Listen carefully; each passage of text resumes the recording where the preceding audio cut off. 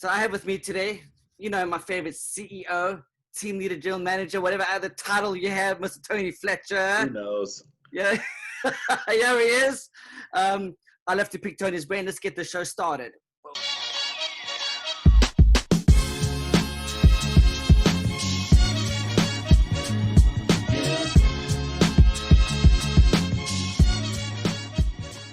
Got it. So Tony, I respect you. So I'm just so my opinion is different because maybe that's why we have a good synergy in our relation in our working relationship, because I see it completely different.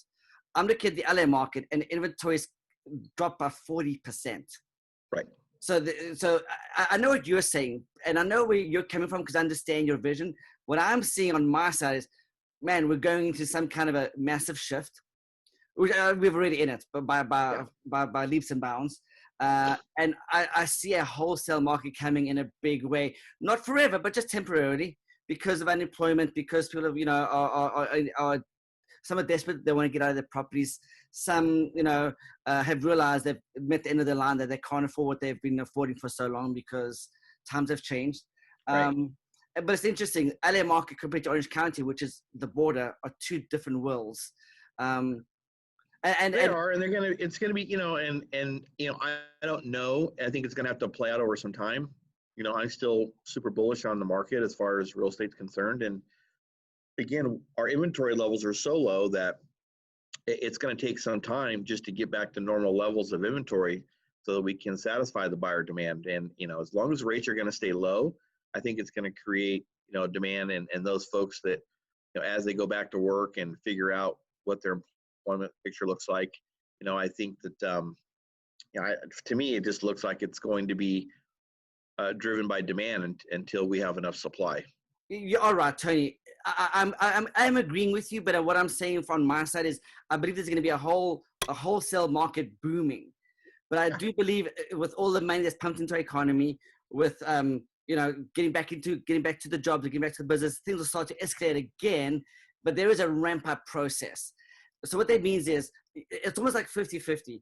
If you're a buyer right now, the supply is not big, but at least there is an economy for the buyers right now, Tony. And if you're an institution looking at buying some investment property, there's that market as well. Right. It's like almost 50-50. Not that I know the exact numbers, Tony, but now that I'm going into the wholesale market, I see a lot of opportunity. Again, coming from luxury, those people always have money, Tony. The rich always seem to, get themselves. They might have gone bankrupt yesterday, but today they're back on track to becoming wealthy again. Right. Yeah, I know, and I see the same thing. I mean, there are a lot of investors circling.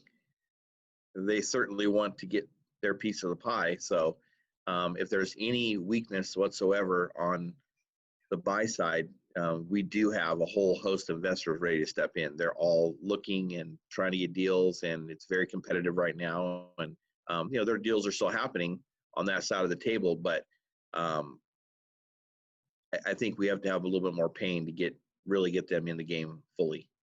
Tony, talk to me about wholesaling. What's your opinion? You have a vast experience in it, but yet you're in a agent-centric environment now. So you've shifted your focus to the buy sell, really, not the really investing. How do you see the wholesale market affecting your agent population? Well, I mean, I think agents have to be knowledgeable about it, and if they choose not to be knowledgeable about it at some point, and those are going to become clients.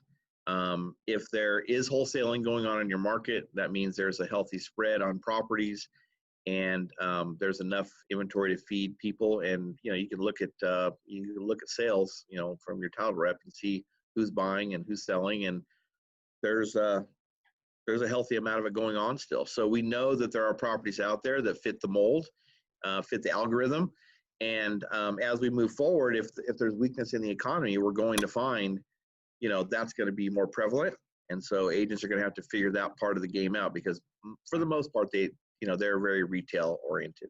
Yeah, exactly, absolutely. The nice thing, a deal is a deal, and being an agent, when you see a deal, it's a deal.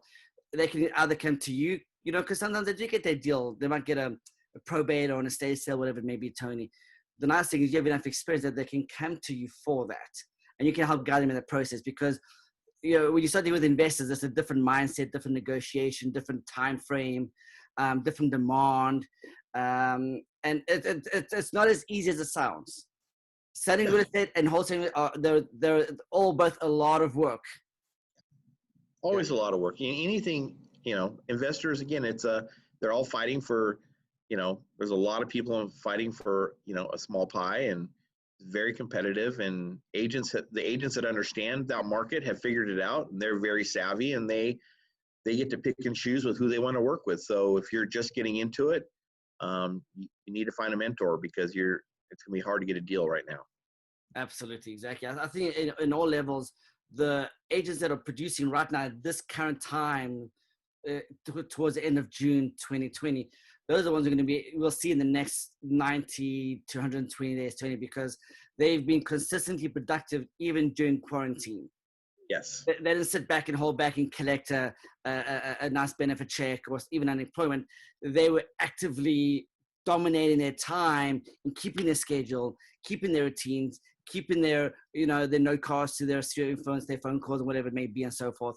I do believe that we'll see during this time, Tony, the agents that will make it, the agents that won't make it. Yeah, and I think we've seen it here is that our busy agents, our top agents, they're busier than they've ever been, and I would say they probably did more business and are doing more business. Their pipelines are completely full, overflowing. They need people to help.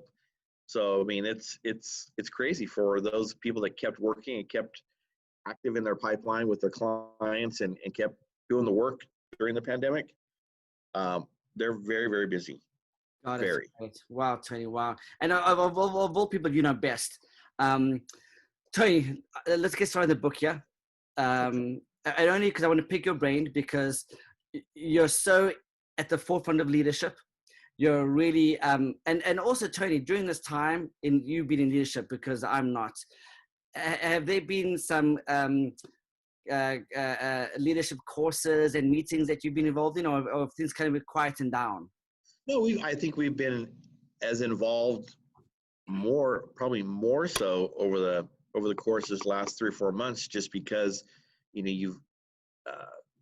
the engagement's different. We're not meeting in person. We're meeting by phone and by Zoom and by all kinds of different ways. Emails are more important. Media, yeah. Everything. So everything's important, and I think people are hypersensitive to those types of communication ways, instead of just seeing people in person all the time. And like I was telling you earlier this week, my sense of people that I'm talking to right now is people are tired and they need a little break. I think kids getting out of school, that always signifies to me the start of summer, which means fun, and it's warm outside, and all the fun things that happen during summertime. I mean, so I think a lot of us are kind of looking out the window going, is it time for me to go yet? That kind of thing. I love that.